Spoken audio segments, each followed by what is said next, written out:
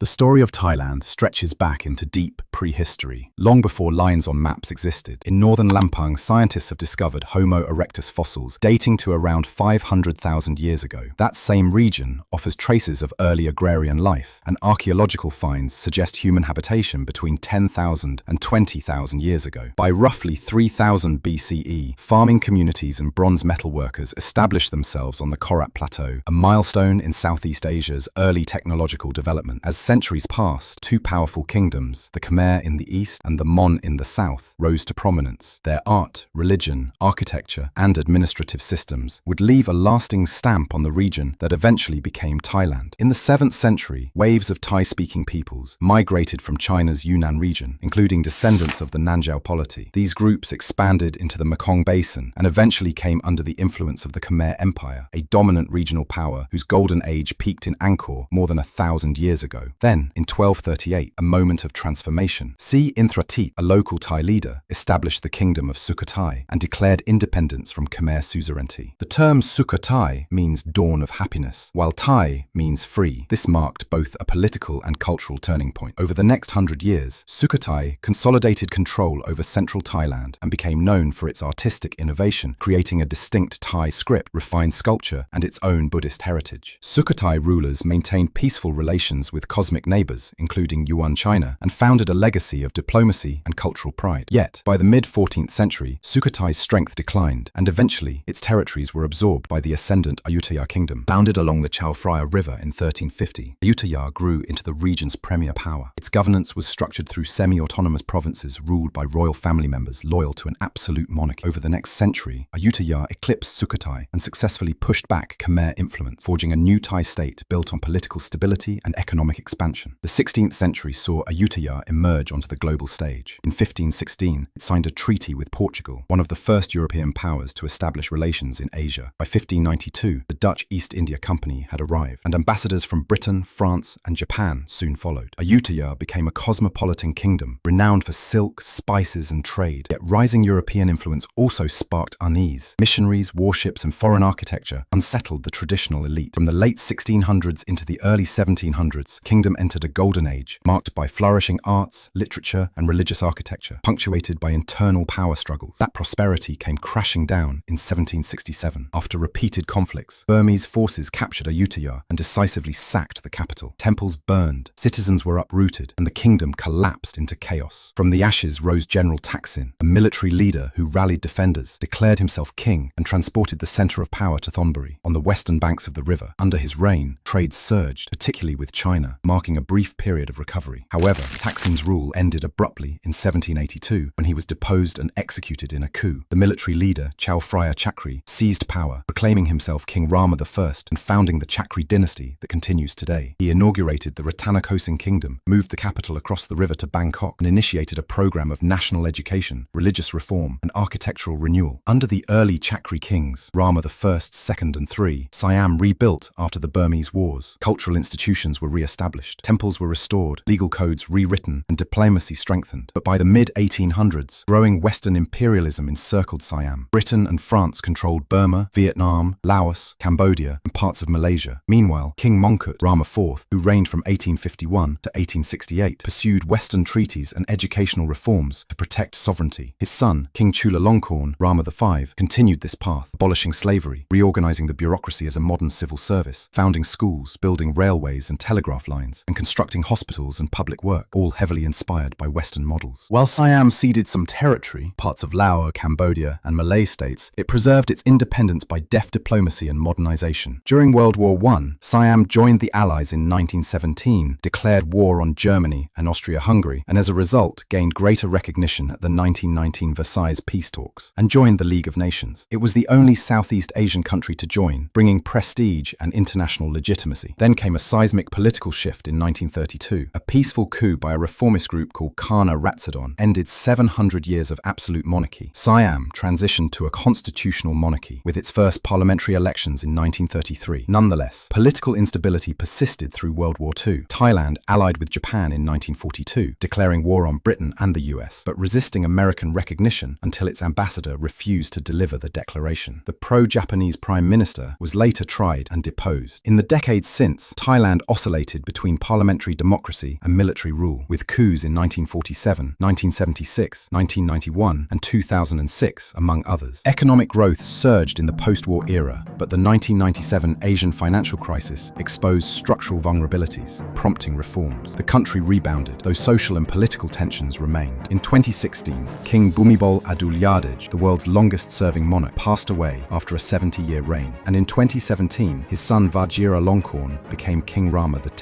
A new constitution was implemented, aiming to stabilize democratic governance. Today, Thailand balances modern challenges, urban-rural divides, touristic transformation, environmental issues, within the legacy of a vibrant monarchy and rich cultural heritage. From prehistoric hominids to sovereign diplomacy, Thailand's journey is a mosaic of resilient identity and adaptation. It's a story of cultural endurance, of war and rebirth, and of continuous transformation. Thanks for watching. Drop a comment on which historical period you'd like us to explore next, and don't forget to like and subscribe for more deep dives into fascinating world history.